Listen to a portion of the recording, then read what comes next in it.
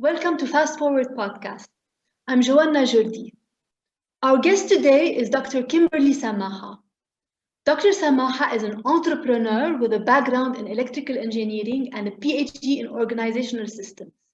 She is the founder of Born Global, an organization that bridges between academic and practical applications by opening space to university students to work together with multidisciplinary teams of experienced professionals on innovative startups using biomimicry, a discipline for innovative designs through the lens of natural sciences.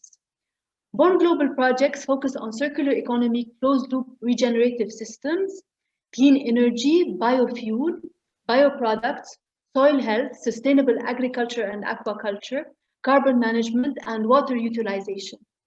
Born Global works on implementing diverse sustainable development goals, of which Sustainable Development Goal 4, quality education, 7, clean energy, 8, decent work and economic growth, 9, industry innovation and infrastructure, 12, responsible production and consumption, 13, climate action, and 17, partnership for the goals. Dr. Samaha, welcome to Fast Forward 2030 Lebanon. Thank you, Joanna. What inspired you to found Born Global?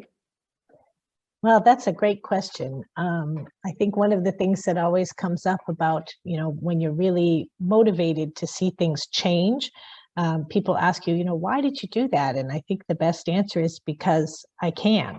And so I think that was really part of my own personal motivation. I had spent 30 plus years in the power business, looking at all sorts of different ways of moving that industry into something that was more sustainable. And a lot of them look good on the surface, but they have a lot of unintended consequences.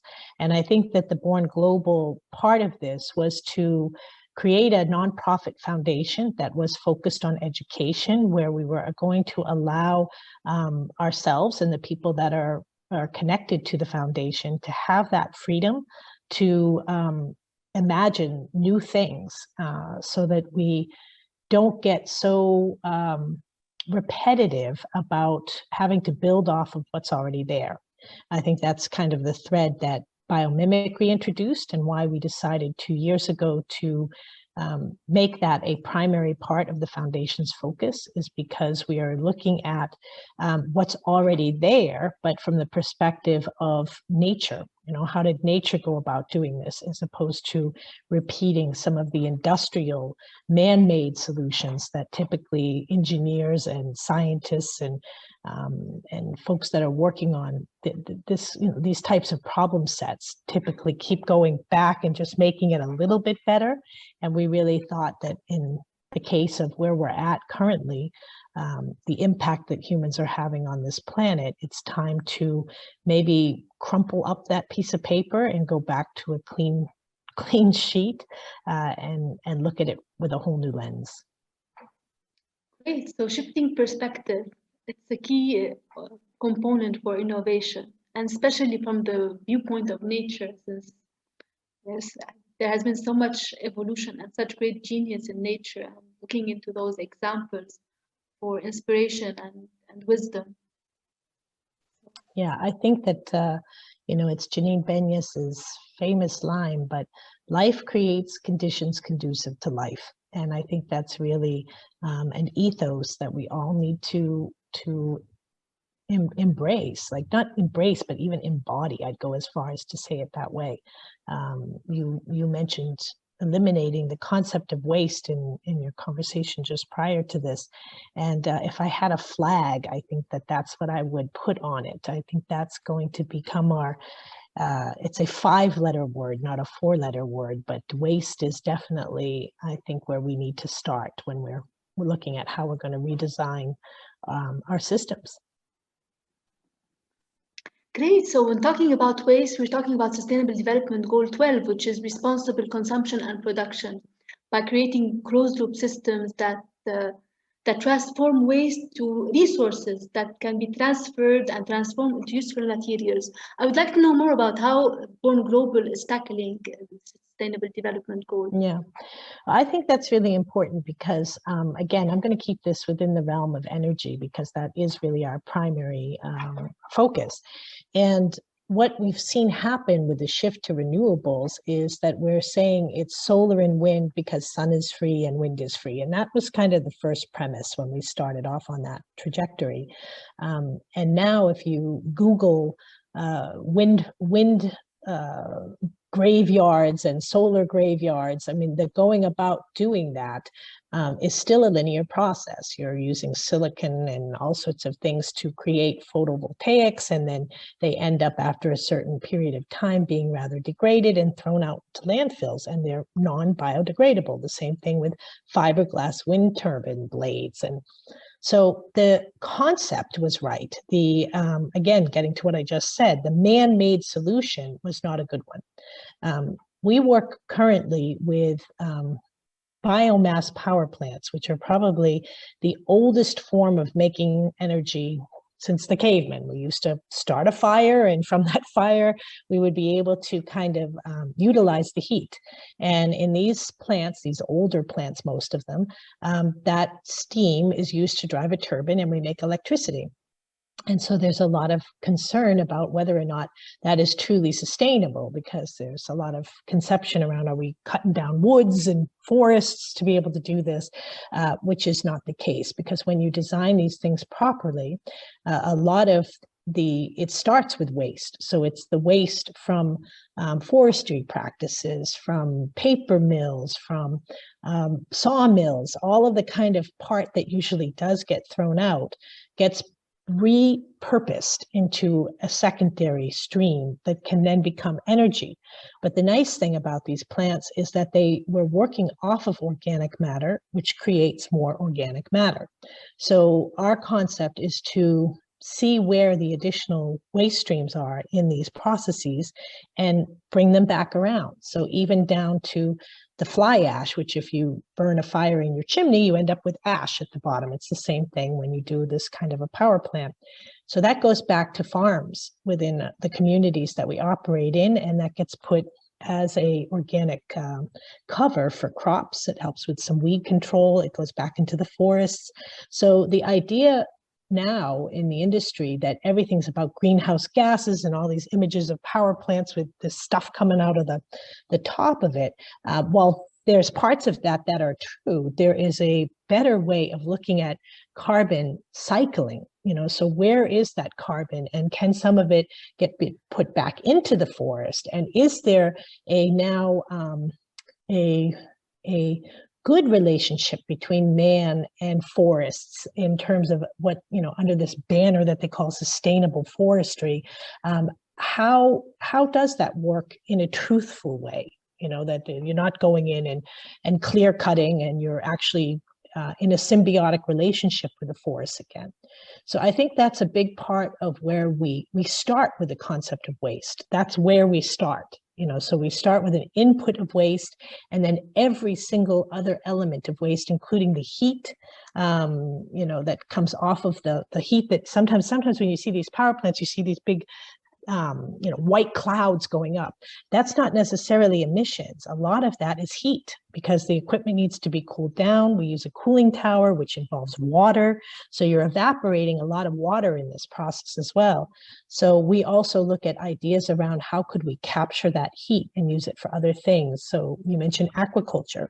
We're looking at putting in Pacific shrimp, which has to grow at 80 degrees Fahrenheit, which is exactly the temperature that comes off of the plant. So there's another symbiotic relationship that would capture waste from one output and make it a very valuable input for the next one. Because for a small shrimp farmer to have a boiler and run all of that and do all of that to keep his tank at 80 degrees now is not a cost for him anymore. So his business becomes more profitable. So there's a technical angle to this, but there's also an economic angle that once you start looking at waste streams as an ability to lower operating costs for co-hosting other types of industries around these, what we call biohubs, around these old power plants, you've given the whole system a new life because you're looking at it now as an ecosystem. So you're looking at things the same way we look at a coral reef. That's one of the favorites of the interns, is to talk about the symbiotic relationship between the sea anemone and Nemo, the clownfish, and what each one does for the other. One being more of a structure and it can't move, and so it relies on the smaller fish to do some of the cleaning and the work and the protection, and vice versa. So that's one of the lessons, when we talk about biomimicry, that's one of the lessons that I think we've really taken to heart, that there is a much more, let's just talk dollars and cents. It's much more profitable. The bottom line is actually better when you create that kind of health into a system where resources are shared. Great. So interconnecting. So that's where cooperation comes into practice, and at the same time looking at the entire system as a cycle, with birth and continuation and the death, and death that creates rebirth. So it's all about integrating even the thoughts of our industries into life. It's perceiving them as life forms. So it's even, this is where our perception, our shift in perception, is also affecting the way we conduct our industries. Yeah, no, I think that's beautifully put, because I think one of the things, I did my MBA in entrepreneurship, but you go through a very classical training of how business should be. And they teach you from the get-go that bigger is better. You need to have exponential growth. You need that hockey stick. That's where you're going for. You got to be number one. And that is how we have operated. And I think that it is a very dangerous model going forward, because there just isn't enough resources. There isn't enough room on the planet. There isn't enough buying power. I mean, it's just, enough is enough. Let's just put it that way.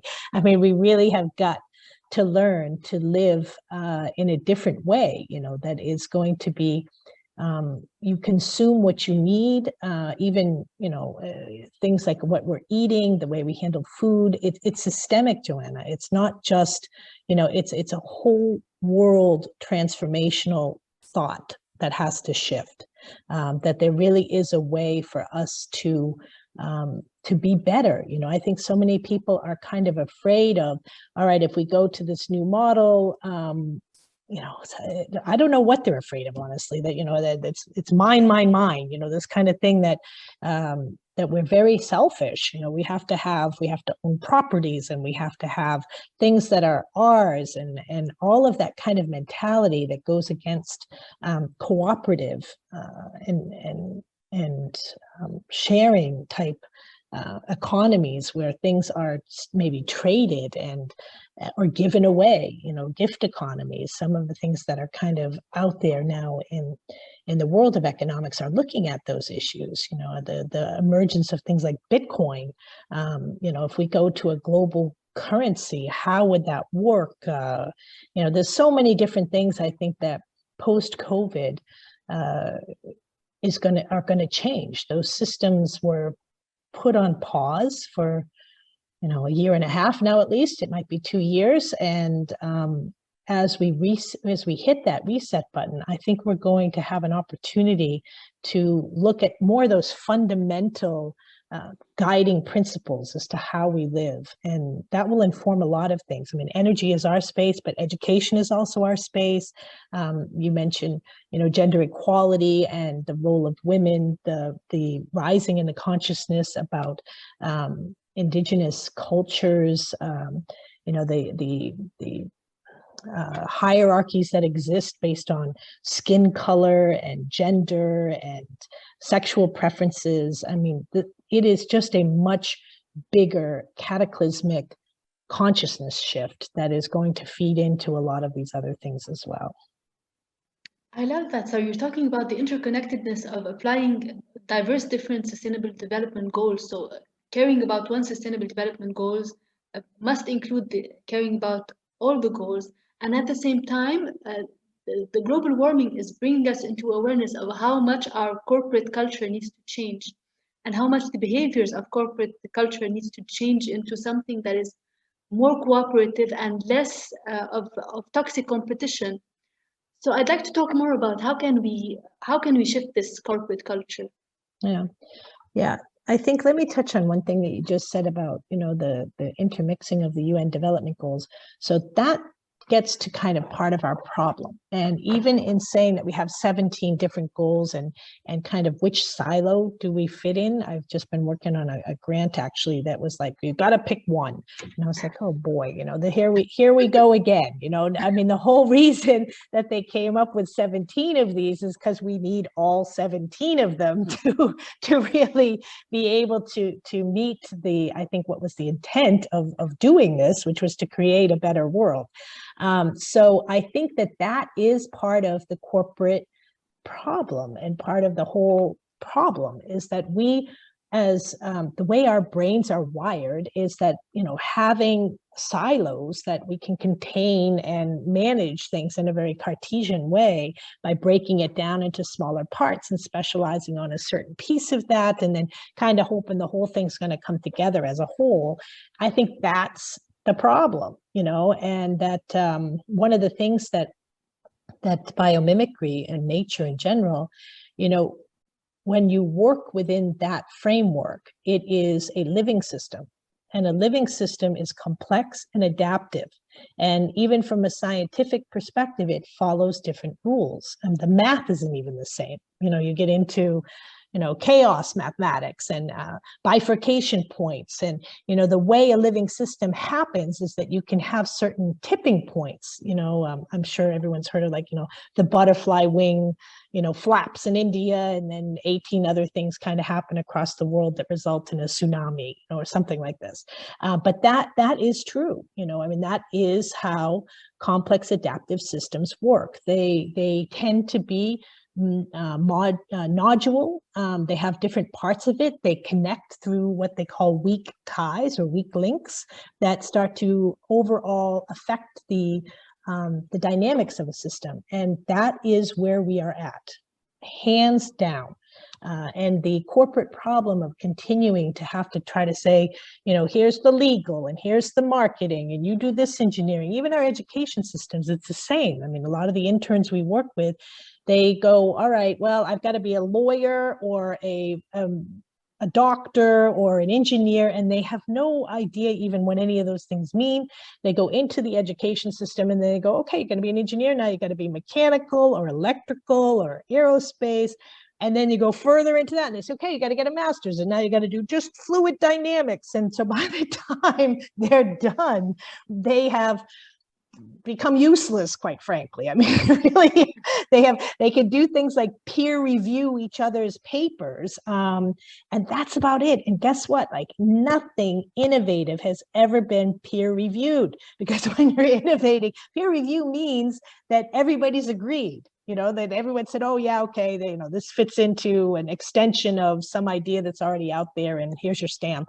And innovation is the absolute opposite of that. It's always been done on the edges, in the interdisciplinary spaces where somebody who was a scientist was sitting with an artist and had that aha. Einstein talks about this all the time, and Carl Jung, from the psychology perspective, he studied everything, religions and art and tarot. And he went into all these other spaces and came back revolutionary. And I think that that's what we need. So, is the corporate structure toxic? Yes. Is it just the corporate structure? No. It's a whole overall mindset that we have been, we drank the Kool-Aid. We just have all decided that we need to keep kind of marching forward in this higher and higher education model that is completely outdated. It's going to be the death of us if we don't stop doing it. So a lot of our mission at Born Global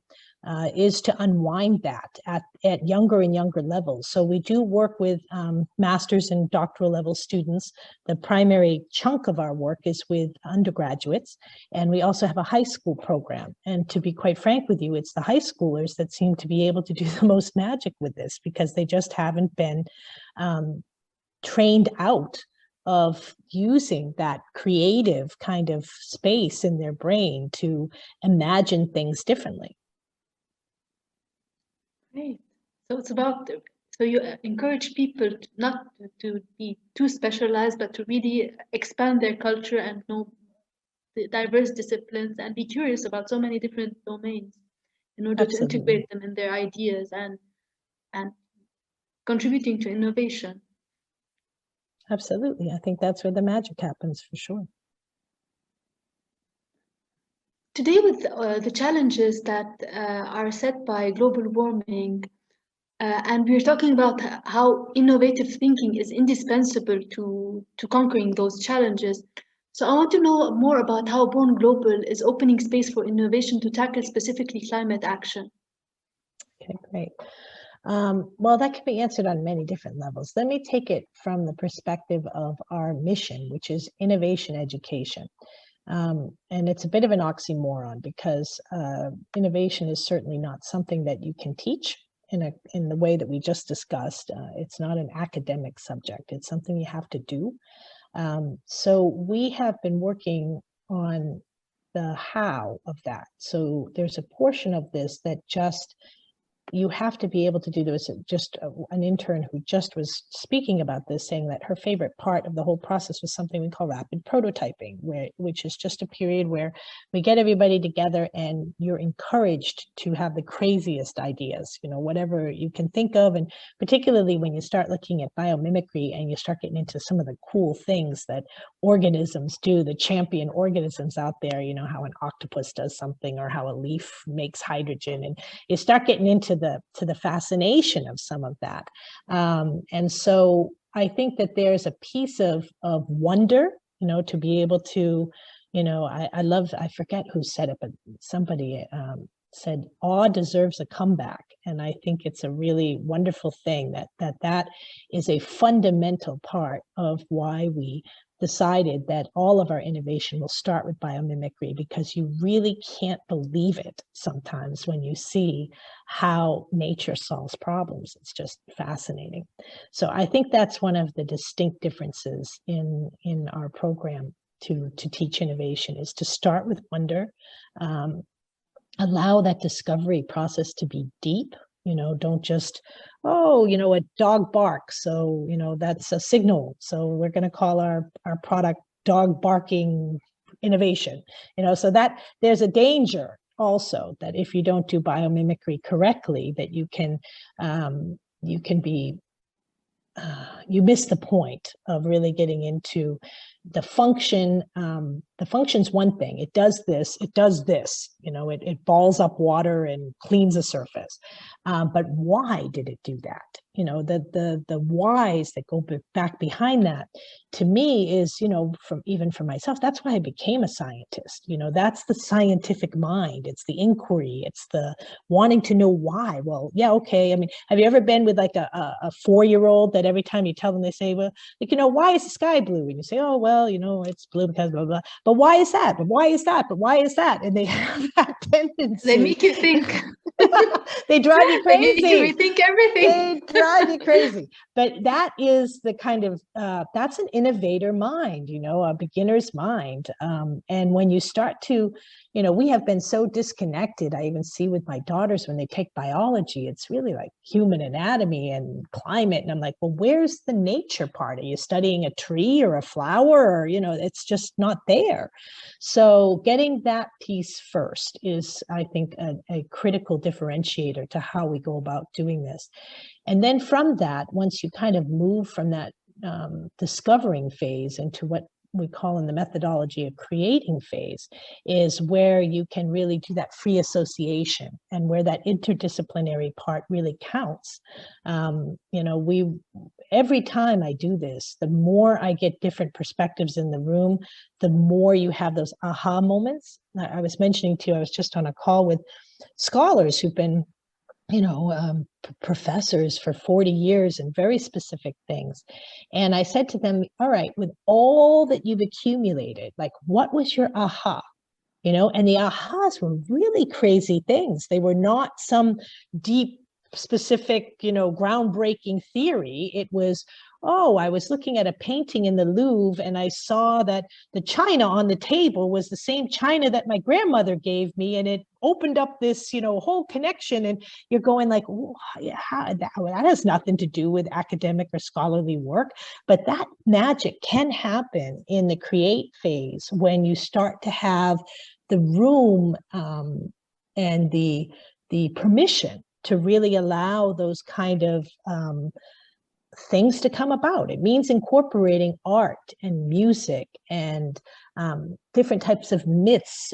We had a group last summer that was looking at marketing, and they studied Jungian archetypes, and they were looking at how archetypes can focalize certain more subconscious connections to a brand, like Nike. Nike being kind of the just do it kind of a thing, or Apple, being, if you have an Apple, you have a certain identity connection to that brand, which is archetypical.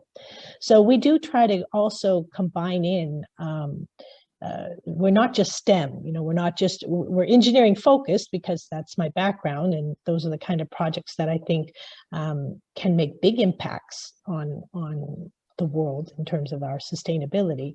But the secret sauce is the ability to kind of keep this thing very interdisciplinary. And I'd say the last part on that's unique to our way of doing it is that for the last part, which is basically evaluating, you're talking about UN development goals here, and that's a series of metrics and measurements, and every system needs to have that so that you have the right kind of feedback.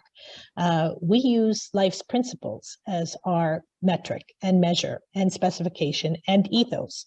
So tying that in, that's a whole other subject matter, which you could probably include in a link to the life's principles, because I really believe that the way that they've been categorized, everything has to have a certain container. So you could probably say they could be extras or less, or however you would want to maybe evaluate it. It doesn't matter. It does seem to bring us to a perspective where there are solution sets that come out of the engineers in general that are so much more interconnected, because we've chosen to use that as a measure. So to give you a concrete example, one of the teams in our co-opetition this semester, we hold these at Boston University, and they were looking at, they wanted to kind of create a hydroelectric turbine that would go into rivers. And as they started to delve into the life's principle of being locally attuned and responsive, it occurred to them that these small turbines weren't going to make a really big impact in terms of the amount of power that they could do. But they had enough power to put different types of sensors on top of the actual casing of the little hydroelectric turbine. And you could create a riverway that would connect communities by having these things. They were very cheap, $400, you put them in, and people could start to aggregate what they were collecting through these sensors, and to really then to start to have a relationship with that river as another moving, living being that they were stewards of. And it was just an absolutely beautiful idea, that would have never, if they had been traditionally focused in engineering, they would have kept trying to get 1% more efficiency out of the blades by tweaking it. And, that's the way we teach innovation. And with this umbrella that, if our goal is to be locally attuned and responsive, what would these communities care about? And it shifted the entire design. So that's the kind of magic I'm talking about. that innovation needs. And I do solidly believe that, you can't just be all over the place. And biomimicry has established itself now truly as a scientific methodology that can be applied in a way that gets these kind of results. Great. So being locally attuned and responsive drove this work to also to monitor the environment and learn more about it, which can also inform the design itself. So it could be also beneficial to the efficiency of the design. 100%. 100%, because you lose so much. I mean, their first idea, to have all of these little things, and then you have to have the wires to get them up to a transformer, to get them on the grid. It's kind of stupid. It doesn't, even going in that old model that you were going to just try to link into the grid with that kind of a design makes no sense whatsoever. If you start to think about it as a way to power sensors that otherwise also would have had to have a wire that would come down and power, or batteries or something else that would be toxic in a river. It was just the perfect melding of intent and design coming together. The initiative of creating work for newly graduate students, while at the same time allowing them the freedom to experiment and to find innovative ideas in their chosen field, is such a great contribution to Sustainable Development Goal, decent work and economic growth. So how could this initiative even grow on a bigger scale?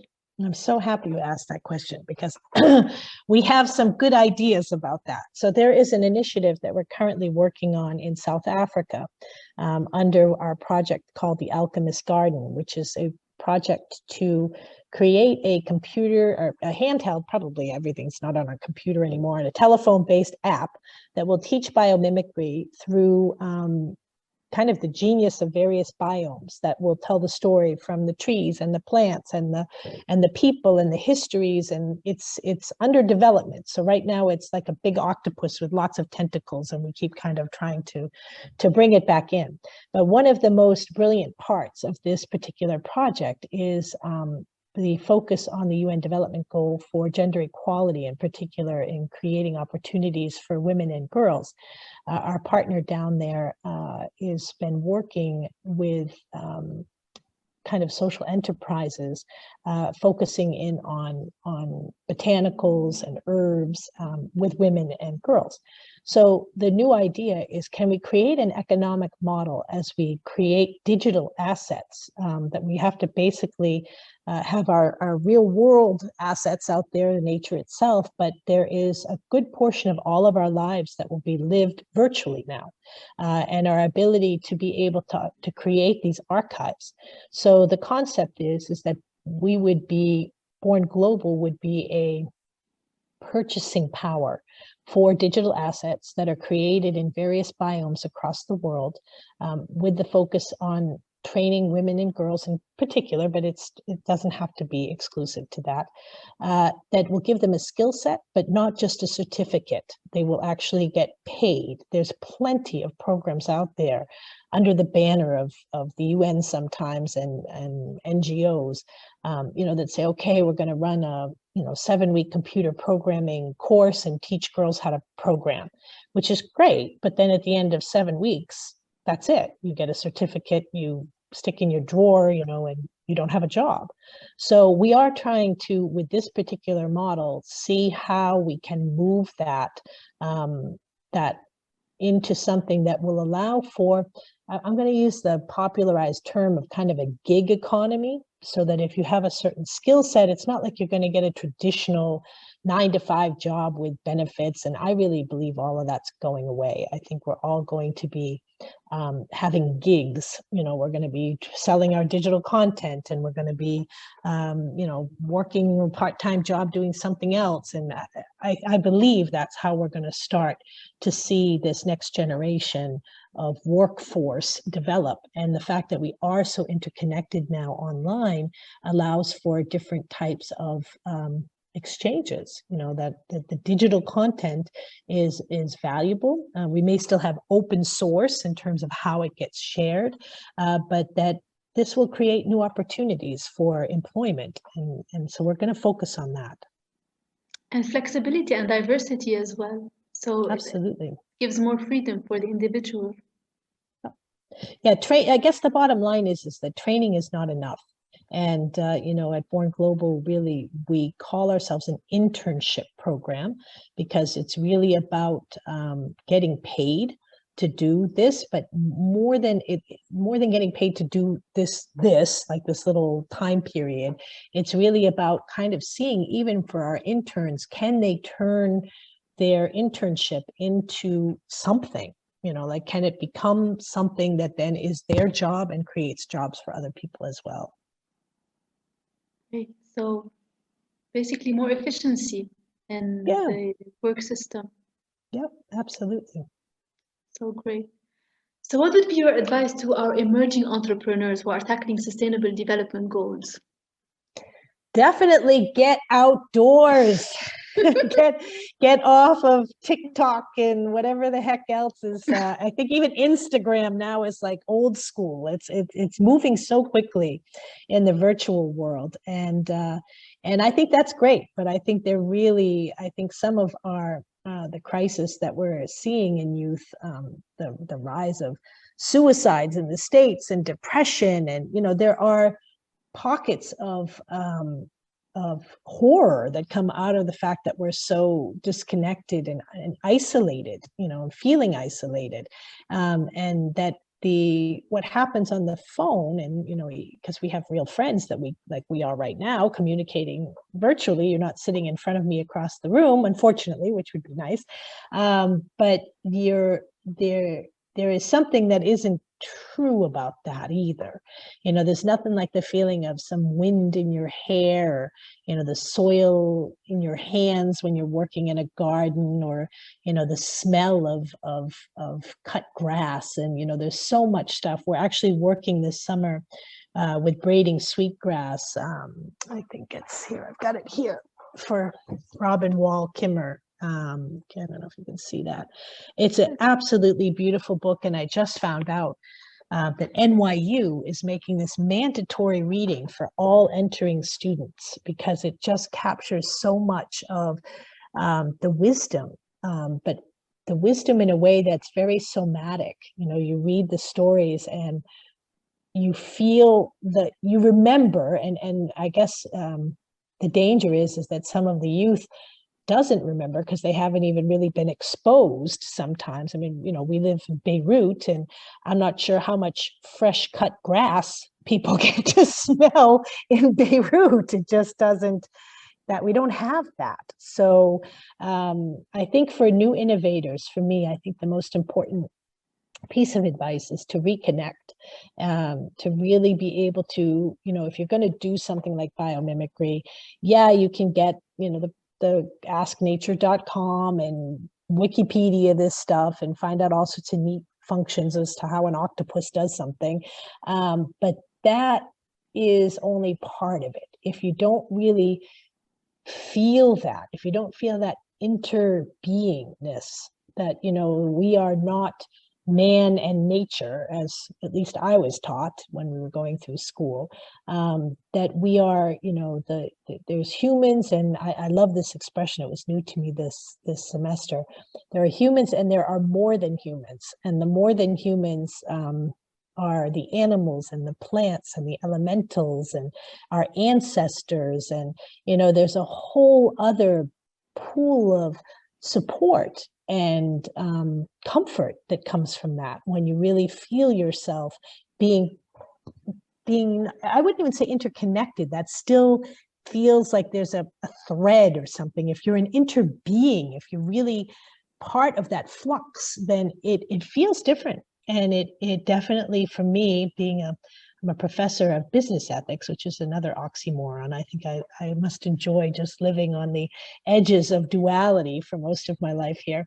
But that is a perception shift. You brought that up at the beginning, and it's, you know, it's been one of my banners in life, is that it's a shift in perception. And when that happens, when you go from thinking of yourself as a man versus nature to we are all kind of part of the same life energy. And through that shift, you don't need rules about ethics anymore. When you feel that, you really do understand that you're playing a small role in a much bigger picture, from a history perspective, from an ecological perspective, from a community perspective, that there's a lot more sameness, and that the differences are really good because it allows you to specialize now in a niche that isn't a cylinder like we talked about at the beginning. It's no longer a silo.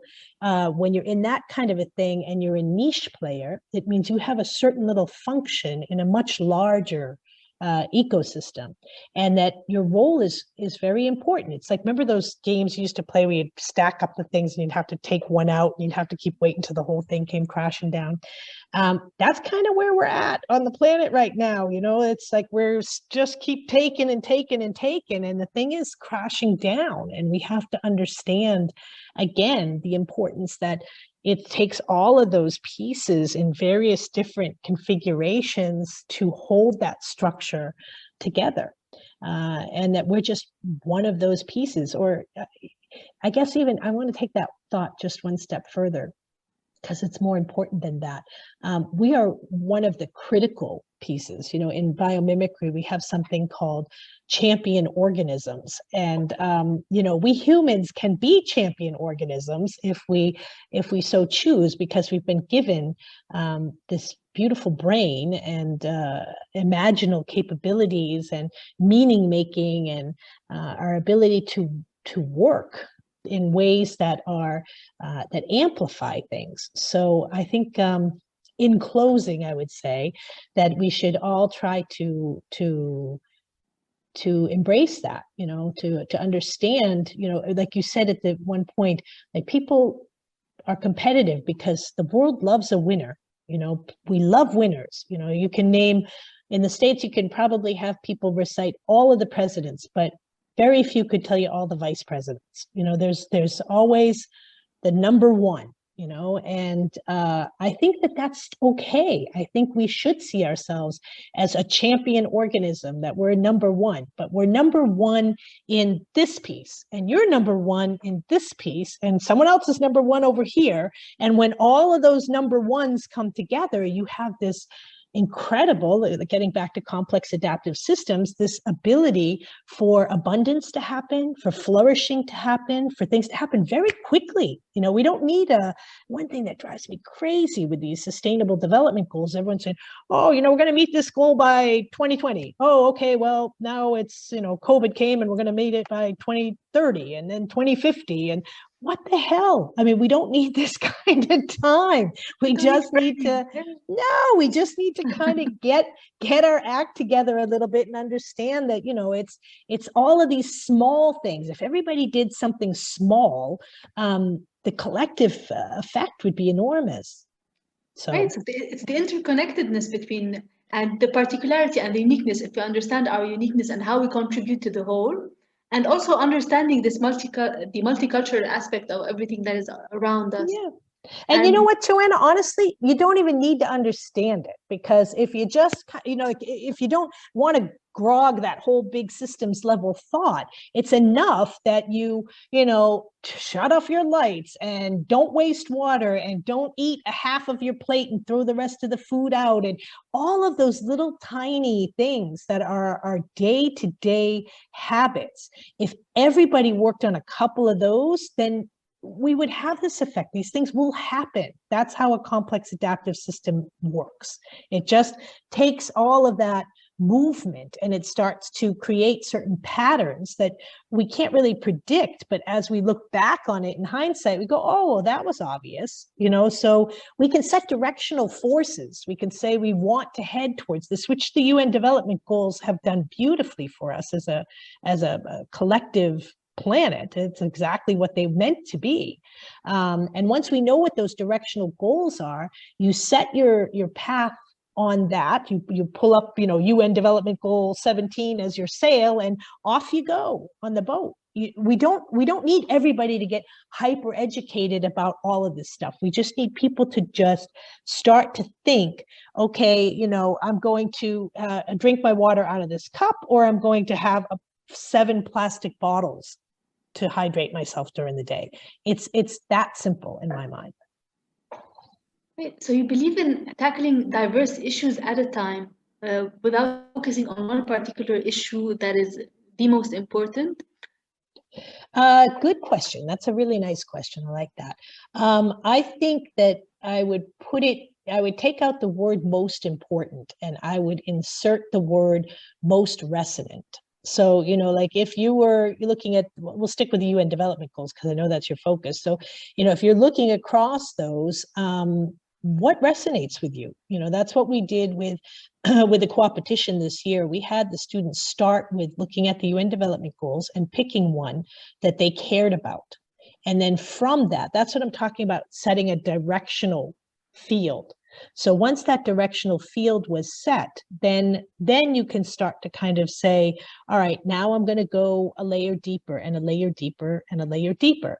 But you always have that Northern Star that says, okay, you know, like I was talking about this project in South Africa. So the North Star on that is gender equality. So while we could probably do 7 different types of projects there, this one, the Northern Star, is going to be about women and girls first. Is it the most important in South Africa?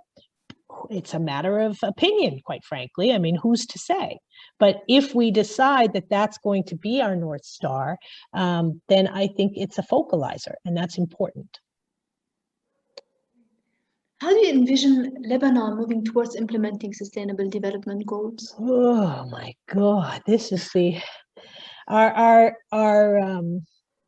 we ran a co-opetition here last summer with high school students, and we called it Impossible Lebanon, because it really does often feel here like it's an impossible situation. It just seems like there's, you know, that ideas are ideas, that it's very hard to see things become real, and that the lockdowns of the system here are so tight and so corrupt that it's hard. It's sometimes can be I'm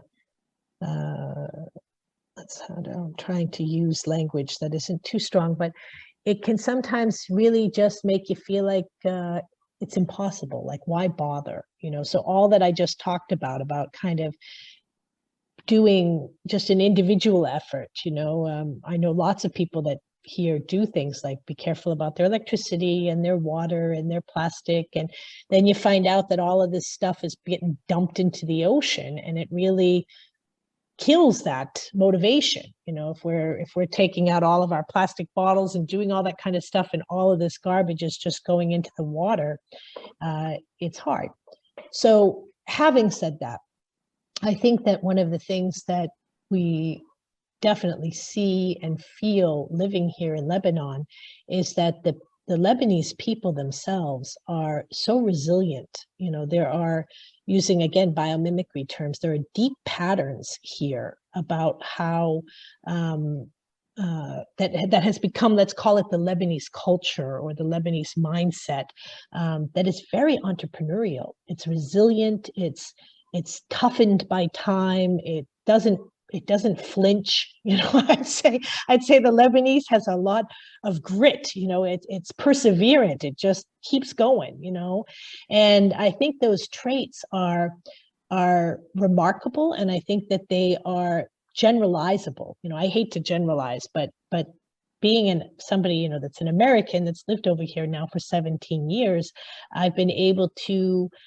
see it from an inside outside perspective. And I think that those are the kind of things that make this, you know, nation great, basically this country great, is that, you know, somebody had said to me something about the Lebanese, it's like living in the Garden of Eden. There's no electricity, there's no water, there's no jobs, but you think you're in paradise. So I think that's probably a truism. There's so much natural beauty here. And, you know, now actually thanks to COVID, and there has been less hunting of the birds up here in my little corner of the world, which is an area where there were a lot of hunters. And so to have this surrounding again of birds, and I heard an owl the other night, and all of the ways that this country is just this, I don't know, beautiful, beautiful place that's so rich, not just in its nature, but there's an energy here. Everybody that comes to Beirut, they feel it. It's an ancient energy that combines all of the different cultures and history and time. And I don't know, it's I've fallen in love with Lebanon a long time ago. So I have a lot of hope that heart, that real heart, that pulse, that piece of what it is, I don't even know if I can delineate between Lebanese and Lebanon. All the Lebanese that I meet feel like there's so much a part of the place, that there isn't, like what we were saying, it's not like you're connected, it's an interbeing here. And that's beautiful. And I think that will always persevere. So I know we're currently in a real quagmire. I was going to use a swear word, but I'll keep it clean.